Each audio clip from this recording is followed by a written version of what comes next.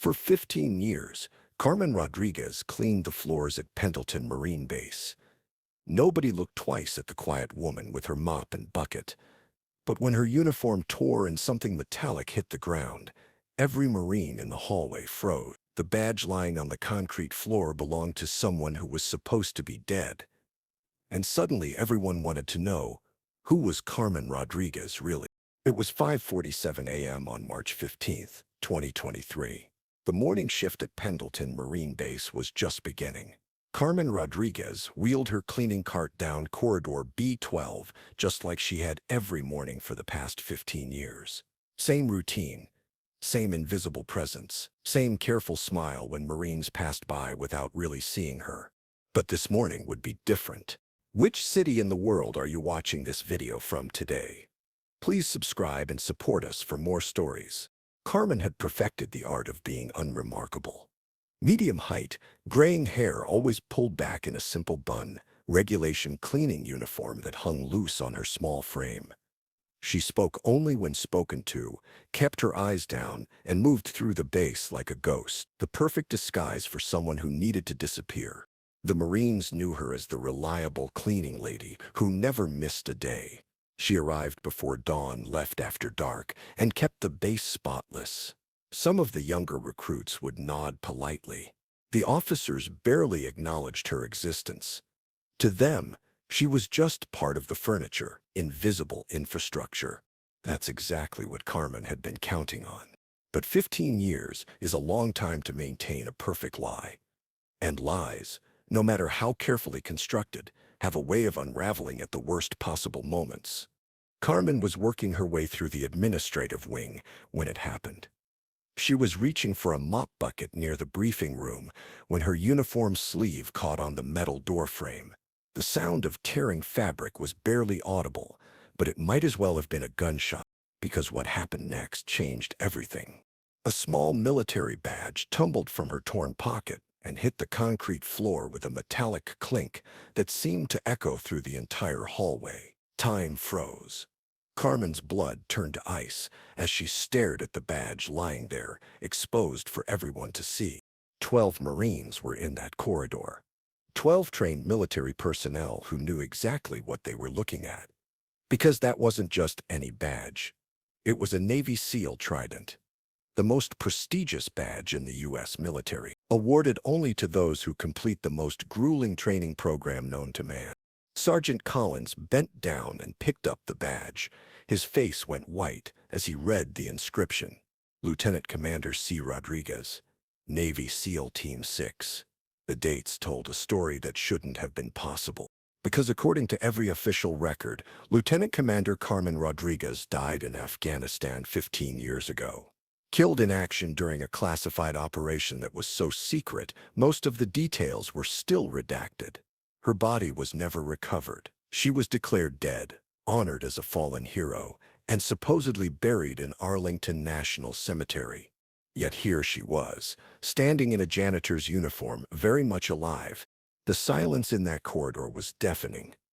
Carmen looked at the faces surrounding her and saw recognition dawning in their eyes. 15 years of carefully maintained anonymity evaporated in seconds. Sergeant Collins stared at the badge, then at Carmen, his voice barely above a whisper as he tried to process what he was seeing. The badge belonged to someone who was supposed to be dead. Carmen's mind raced. She could deny it, claim she found it somewhere, make up another lie to add to the mountain of deception she'd built her new life on. But looking at those faces, she knew it was over. The game was up. So she did something she hadn't done in 15 years.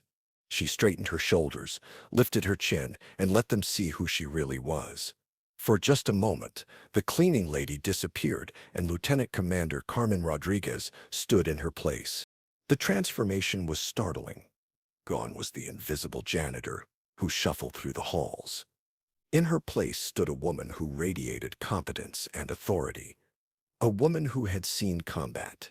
A woman who had made the ultimate sacrifice for her country. A woman who was supposed to be dead. But why had Carmen Rodriguez faked her own death? Why had one of the Navy's most decorated SEAL operatives chosen to disappear and live as a cleaning lady?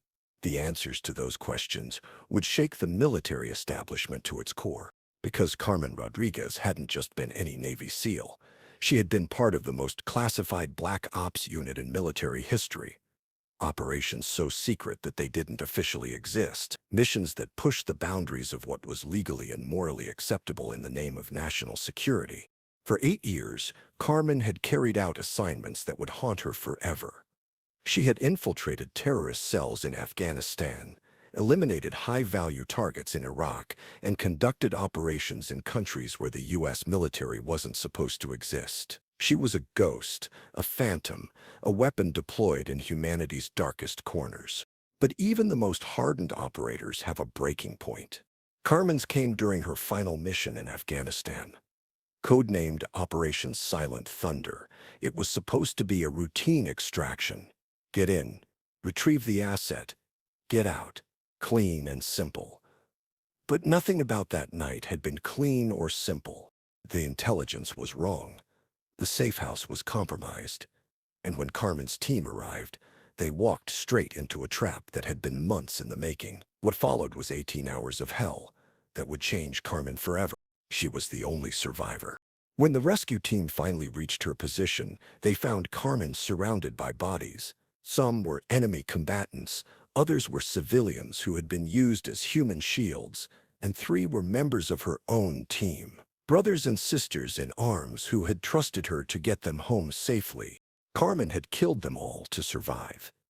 Even her own teammates when they were captured and tortured for information. It was the right tactical decision, the necessary choice. But necessity doesn't make the nightmares go away. The military wanted to give her a medal. Another commendation for her heroic actions under fire. But Carmen couldn't live with what she had done. Couldn't face another mission knowing what she was capable of. So she made a choice that would shock her superiors and change her life forever. She requested to be declared killed in action. It wasn't unprecedented. Deep cover operatives sometimes needed to disappear completely. New identities, new lives, new purposes. The military called it administrative death. Carmen called it her only path to redemption.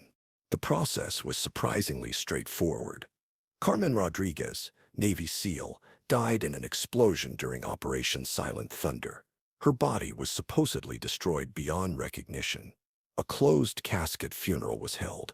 Honors were awarded posthumously, and officially Lieutenant Commander Carmen Rodriguez ceased to exist. But the woman who had been Carmen Rodriguez was very much alive, and she needed to find a way to live with what she had done. So she became invisible. She took a job as a cleaning lady at Pendleton Marine Base, the very place where she had once trained as a young recruit. It was perfect irony, the warrior returning to where it all began, but now armed with nothing more than a mop and bucket. For 15 years, Carmen walked the halls where she had once been a hero. She cleaned the offices of officers who would have saluted her if they had known who she really was. She emptied the trash cans of recruits who dreamed of earning the very badge she kept hidden in her pocket. It was penance, self-imposed exile, a way to serve her country without taking any more lives. Every floor she mopped, every window she cleaned, every task she completed was an act of atonement for the blood on her hands. But secrets have a way of demanding to be told. And the past has a way of catching up. No matter how far you run, standing in that corridor, surrounded by Marines who now knew her true identity, Carmen faced a choice.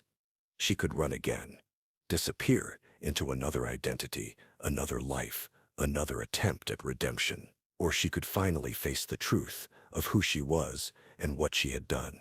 The Marines were staring at her, waiting for an explanation. How do you explain the impossible? How do you tell 12 loyal servicemen that their government had staged the death of one of their most decorated heroes? How do you admit that sometimes the price of survival is too high to pay? Carmen looked at each face in turn, seeing the confusion and disbelief in their eyes. These were good soldiers, honest people who deserved the truth, even if the truth was more complicated than they could imagine. The weight of 15 years pressed down on her shoulders. Carmen made a decision that would change everything.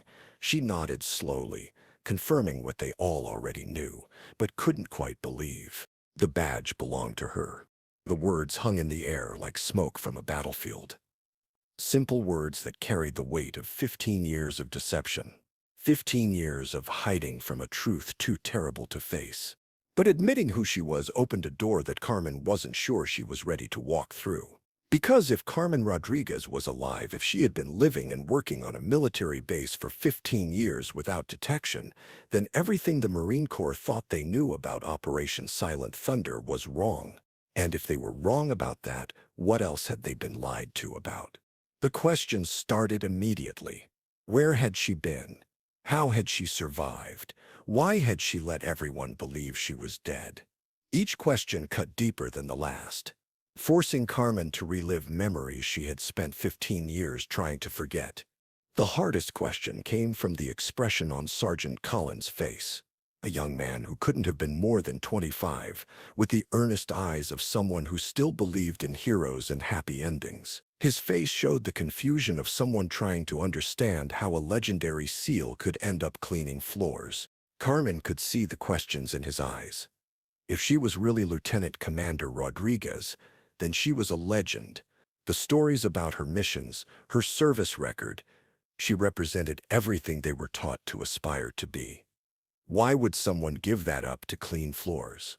Carmen looked at this young Marine and saw herself 30 years ago, full of hope and pride and unshakable faith in the righteousness of their cause. She wanted to protect that innocence, but she knew the truth would shatter it. The answer was simple but devastating. Sometimes being a legend isn't worth the price you pay for it. But that answer only raised more questions. Questions that would eventually lead to a congressional investigation, a media firestorm, and the revelation of classified operations that were never supposed to see the light of day. Because Carmen Rodriguez's story wasn't just about one soldier's journey from hero to janitor. It was about the dark side of American military operations, the missions that don't make it into the history books, the prices paid in blood and conscience for victories that can never be publicly celebrated. The Marines in that corridor didn't know it yet, but finding Carmen Rodriguez alive would unravel one of the biggest cover-ups in modern military history. Because if she had survived Operation Silent Thunder, then the official report about what happened that night was a fabrication. And if the military had lied about that, what other operations had been sanitized for public consumption? As word of Carmen's discovery spread through the base, reaction was swift and severe. Within hours, military intelligence officers arrived to contain the situation. Carmen was taken into protective custody, not for her safety but to prevent her from talking to anyone else about her experiences. The 12 Marines who had witnessed her exposure were sworn to secrecy and immediately reassigned to different bases around the world. The official story became that there had been a case of mistaken identity. The badge belonged to a different Carmen Rodriguez. A clerical error, nothing to see here. But truth has a way of refusing to stay buried. And Carmen Rodriguez had carried her secrets for 15 years. She was tired of hiding, tired of pretending, tired of paying penance for crimes she had been ordered to commit. So she made another choice that would change everything. She decided to tell her story.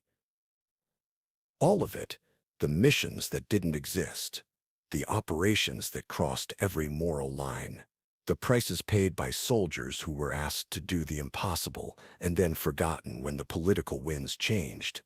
Carmen Rodriguez had spent 15 years as a ghost, but ghosts, it turned out, made the most powerful witnesses.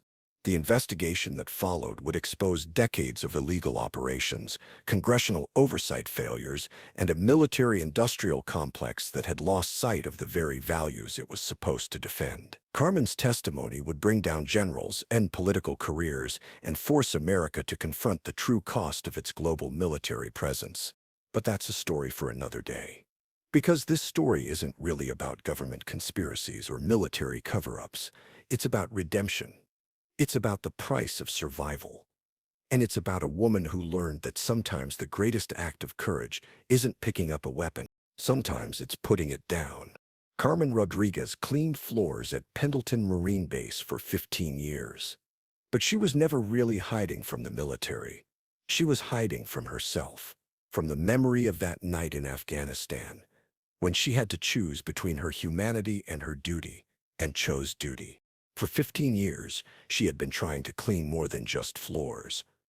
She had been trying to clean her conscience, to wash away the blood that no amount of soap and water could ever remove. But redemption isn't something you can mop up. It's something you have to earn. And sometimes earning it means facing the very people you've spent your life trying to protect from the truth about what you've done in their name. Standing in that corridor, badge in hand, identity exposed, Carmen Rodriguez finally understood something that had taken her 15 years to learn. You can't clean away your past. You can only choose what to do with your future. The question that remained was simple but profound. What do you do when the hero everyone thinks you are is built on a foundation of actions you can never forgive yourself for? Carmen Rodriguez was about to find out. Because her story was just beginning. And this time she wasn't going to disappear when it got difficult. This time she was going to face whatever came next. Even if it destroyed everything she had spent 15 years trying to build. The badge that fell from her torn pocket that morning didn't just reveal her identity. It revealed a truth that the entire military establishment had been built to hide. A truth about what America asks of its warriors, and what those warriors are willing to sacrifice to answer that call. Carmen Rodriguez had been declared dead 15 years ago. But on March 15, 2023, she finally came back to life. And the world was about to learn exactly what it had cost her to die for her country. The only question now was whether anyone was ready to hear the truth she carried.